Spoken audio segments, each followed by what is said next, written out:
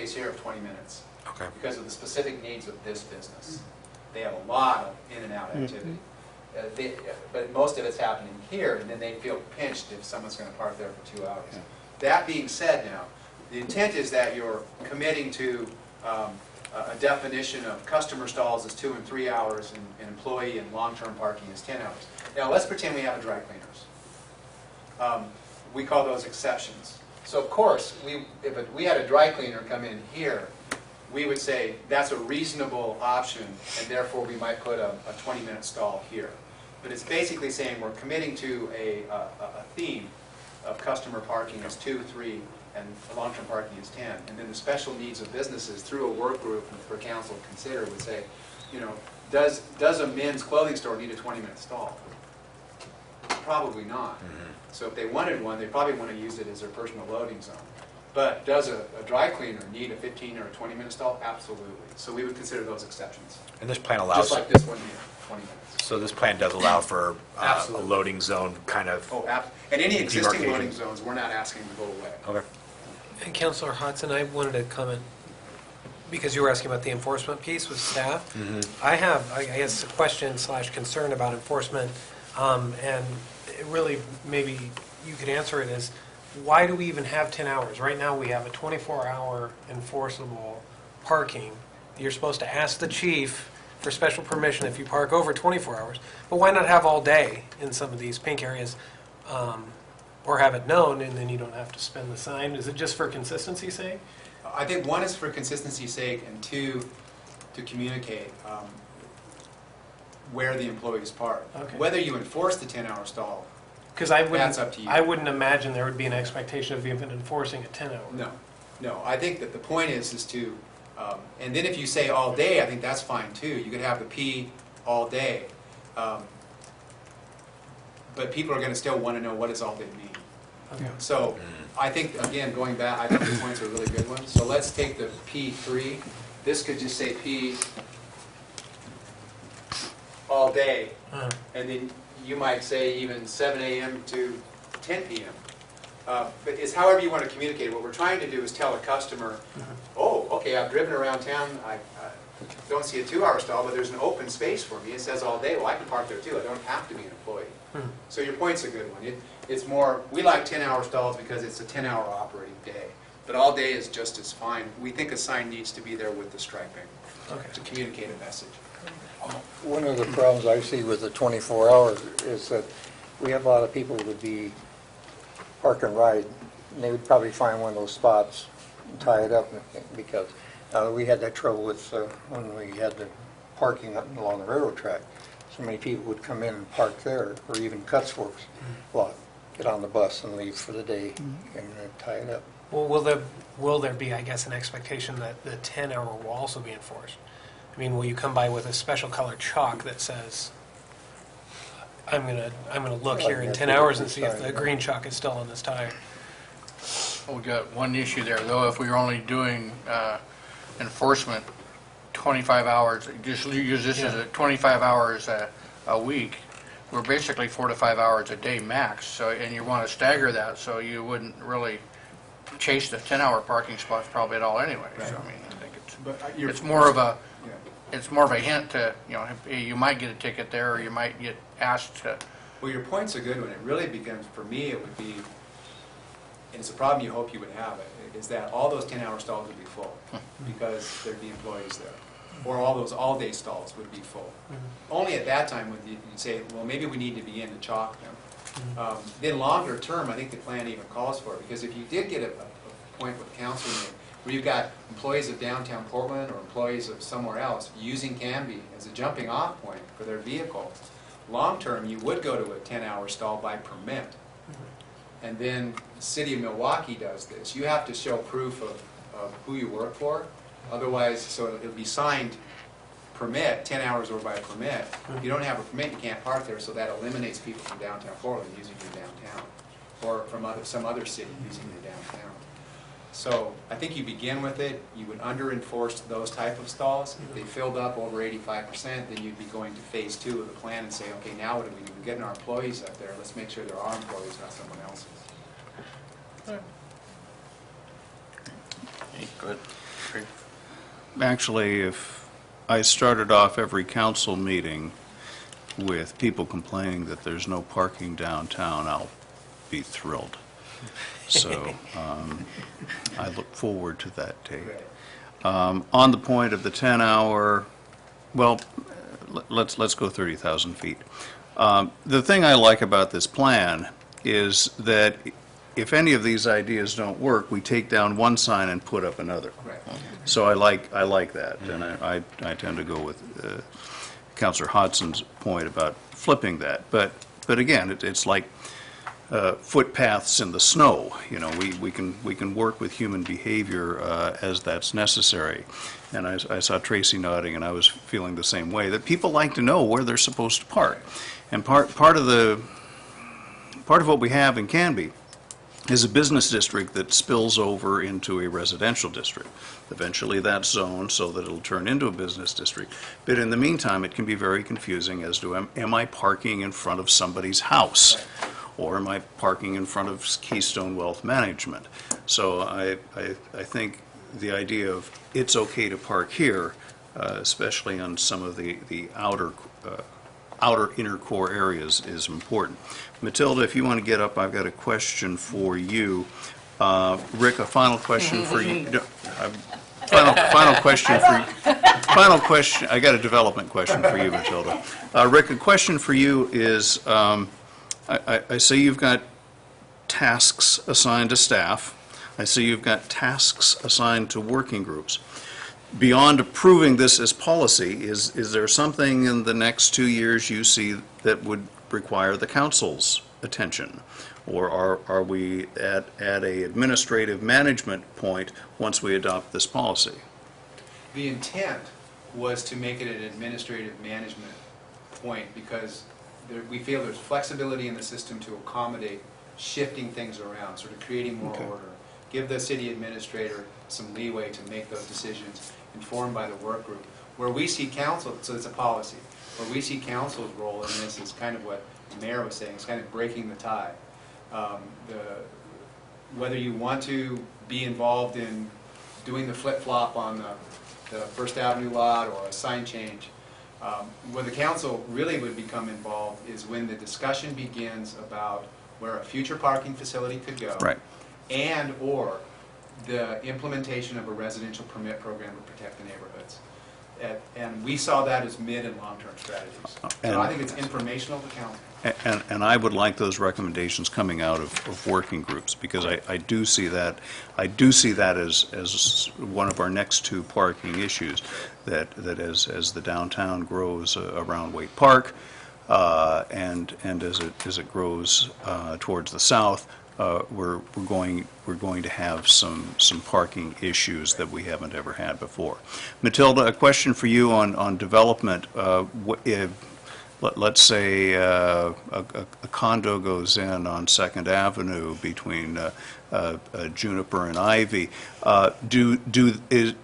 Is this supposed to accommodate the parking needs, or do we have in our development standards a parking study that would be separate, that would with major development, say a brew pub or something like that? We have separate parking requirements in the development code Okay. that would address that. Because this is a good plan, but you start changing the inputs, and you have a redevelopment of a block, and suddenly none of this is going to work anymore. But that would be accommodated as a part of the development.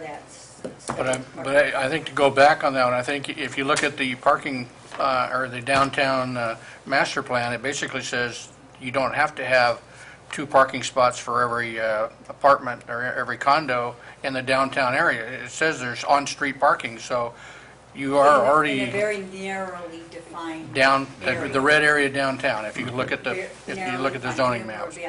But First Avenue and 2nd Avenue basically says you don't have to have Okay. parking for each individual apartment. If you build 3-story units, you're not required to do As a part of it. the development review, we always address the parking Right. requirements, because we know Good. it's going to be an issue, and we always make them address it. Right. A question in regards to the person who's going to go around and mark tires or whatever, is that, We can find a retired person. maybe I'll put in my bid. Does that have to be a uniformed officer, or is it, or they just designate staff member to? That's a good question for your city attorney, because it depends by cities. One thing that Oregon does allow by statute, in Oregon statute, is you can deputize a non-city employee to enforce your on-street system. In Washington, you can't do that. It has to be a city staff. But the question is, it would be up to your current code on how you deputize people to enforce the traffic code. And that would be my best answer. Well, and the other issue is safety for that person too, because frankly, that's, if you've ever seen the reality TV shows about parking, yeah. I mean, having somebody at least officially dressed, whether that means a certain type of shirt or whatever, maintains a level of kind of officialness, which is kind of important for their safety as well. But again, what for instance, Hood River does is it's a city employee deputized properly to enforce the code.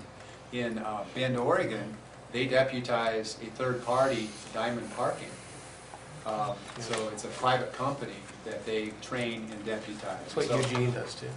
Yeah, well, Eugene did. They're now taking it in-house, but you're right. Springfield's looking at either a city staff person or contracting with the Downtown Business Association. So I guess the answer to your question, Counselor, is I think you have a range of options, and it would be your current statute on traffic code and the city attorney. But I think you have a lot more flexibility in the state of Washington. I think to go back on Counselor Parker's policy issue is, the first time we have 4 people standing in front of us, that'll be a policy issue that the council will address. Yes. It won't go to staff. So Correct. I think we have ways of working through the issues of policy versus administration. So And I think, not to sway you one way, but also the 4 people standing here, council could say, we've weighed the policy and we want our working group to talk with you and come Right. back to us with a solution. And that was the intent of the plan. But back to Councilor Parker's point, the big issue is that future supply and impacts to the neighborhoods. thank you. Oh, thank you. Any other questions for? Just one quick question leading to a comment. Is there a goal for a time frame to implement this plan? Are we looking at a specific quarter of the year, a month of the year? Do we have that even on the radar yet? I guess maybe that's to Matilda, I'm not sure who's... Well, once you adopt this plan, there are near-term strategies we can begin at any time. And I think getting the working group together would be a good notion. And start looking about what sort of parking signage we would like to have. We probably need to have that conversation as well, and that could be happening sooner rather than later. Well, my So there's a comment lot of then... short-term strategies that we can begin working on as soon as the plan is adopted. And if I Sure. remember from the Okay. report itself, Councilor, I think we said 0 to 12 months from council approval on the near-term strategies. Right, so, well, my comment being the First Avenue lots, the 10-hour stalls, I think Councilor Hodson makes a very good point. I do think we should look at flipping those, and I would like to suggest that maybe if you implement that in a time of year that is more favorable for weather, they probably wouldn't mind walking, and then once they're in the habit, they won't mind that it started raining. Trying to influence behavior? Get them in Just maybe a July. little bit. Some sociological Well, think of that. You know, the kids weren't complaining too much about walking to school when it was still 80 degrees outside. That's true. Now that it's pouring rain. Mom, can I get a ride? The impact on the budget, is this something that we'll have to wait till July and fund it? I'd have to look, but I'm going to say no, because I've looked at these numbers, and they're really not that bad. There is a budget you've put in there for these items, and it's not that big. We do have some project money in streets, so I'm going to say no, we would not have to If we do wait. adopt this, we don't wait as long as we did in 2001 before we Yeah. do it. And I think we have the capability of city staff to do some of the signage, if I believe. Oh, absolutely. Oh, yeah. Jerry can do a lot of the signs down there himself, if they're not too intricate. He can I can definitely do a P and put 2 hours on there, so. Give it to Jerry, and it'll be done in a day. That's right. So, Yeah. yeah, we start putting up signs, and we may have a working group on our hands very quickly. Yeah. Comes back to policy again. Okay, thank you, Rick. Thank you. Okay, yeah, okay, we have comments from the audience, because we do have a public hearing. We're still in public hearing, so Bev, you can come on up.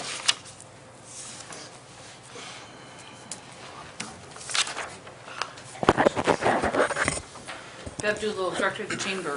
I attended the first meeting, which, Mayor, you were there, and it was not, because it was a Monday morning, 9 o'clock, and it was not a well-attended meeting. Don't know anything about the other ones that went on. My request is that you, when you're putting this working group together, that you please look at the dynamics of who is on this committee. Your downtown businesses consist of retail, service, professional, and citizens, people that live here. So would you please look at that and make sure they all have different parking needs, different for their businesses, for their customers, and make sure that you try and encompass all of their their opinions and stuff on this, and so be very careful in putting this committee together, this working group, to make sure that you cover everybody's needs with it. So I'm just asking that you look at that. And I think we have an in right now with all the communication and touch base we've been doing regarding First Avenue, that using those vehicles that we have in place to gather some of that input and support can help. A lot of businesses, a lot of people that are out there, you'll find, all you have to do is ask them. They're not as likely to come forward and say, hey, I want to be on that committee. But if you ask, if you go knock at the door and say, we're putting this together and your opinion means a lot to us, they're more likely to, step up and say, yeah, that's something that I can be a part of and be on it. And I also think Rick brought up a point that we need to start looking at. For example, I was having a discussion with the owner of Canby Music, and he was talking about his desire to have input. But he says as a business owner, he doesn't have time in the mornings, he doesn't have time in the evening.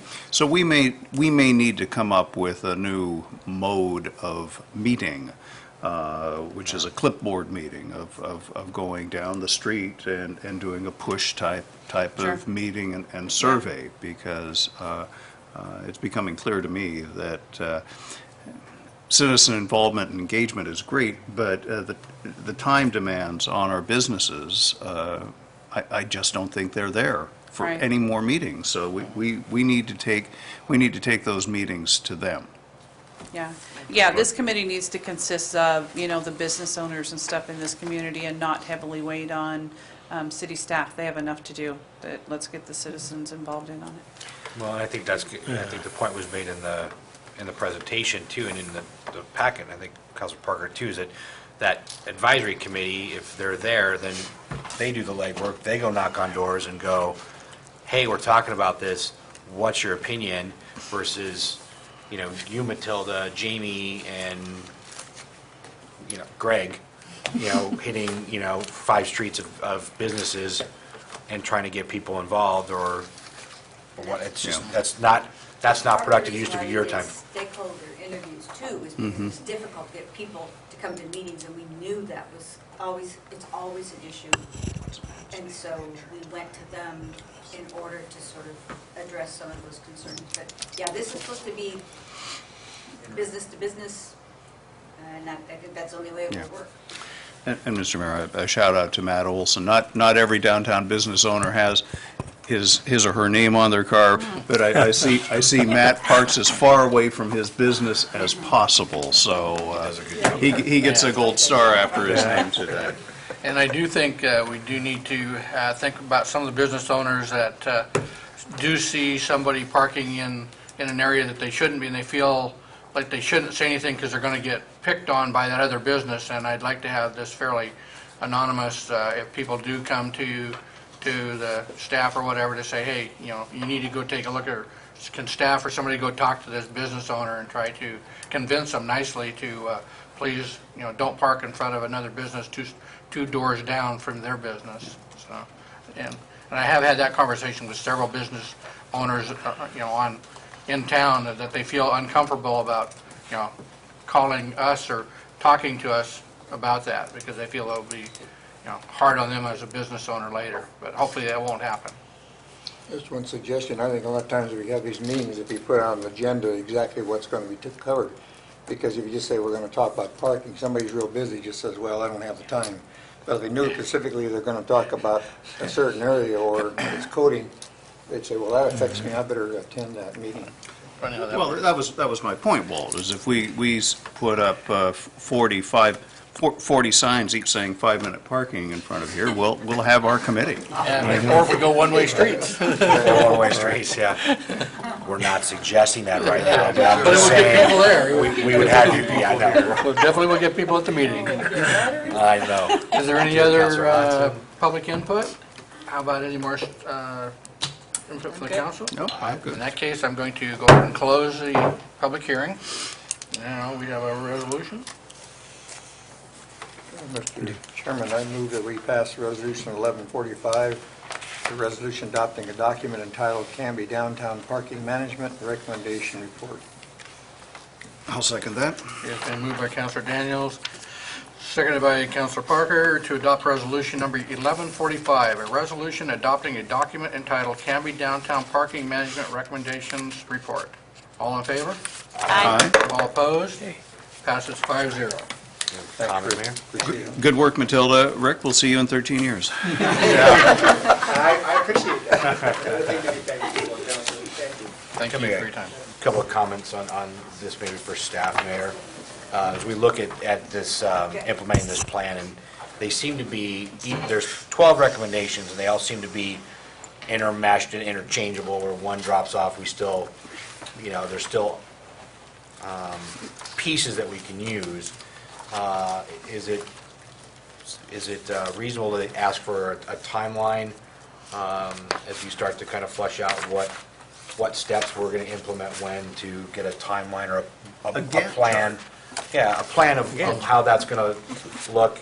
Striping was $800 in the presentation here, and I agree with you, the piece on, I like striping. It gives me a target to aim for, and but what each of those steps would look like implementation-wise, and how we can see that unfold in front of us over the next couple of months, couple of years, as this starts to come into effect, would be helpful I think for us. I think so, yeah. Good. I think we've directed staff at this point then to come back with some kind of a timeline plan that we can get this thing going with the advisory committee, and then at least a few months' worth of time to get them on board, and then get some basic striping done, especially in the downtown area, and then even if we have to leave it longer out on the 3rd Avenue, 4th Avenue, whatever, but we need to get a plan there. Good.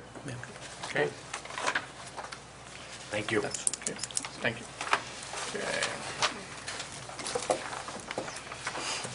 Okay, we have one more ordinance. Mr. Mayor, I move that we pass, this is second reading, right? Yeah. Correct.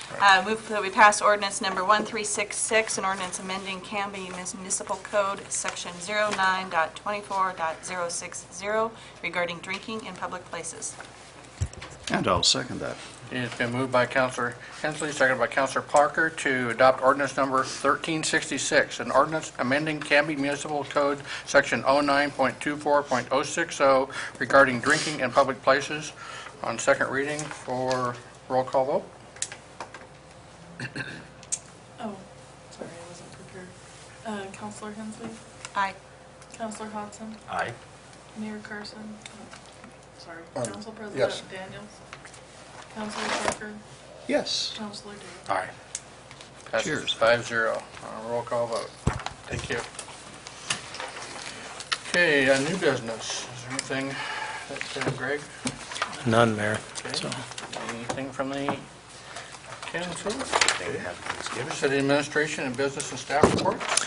I wanted to follow up a little bit on the visioning project, and we will have 4 separate meetings again, and they're going to be December 3rd and 4th, and 10th and 11th.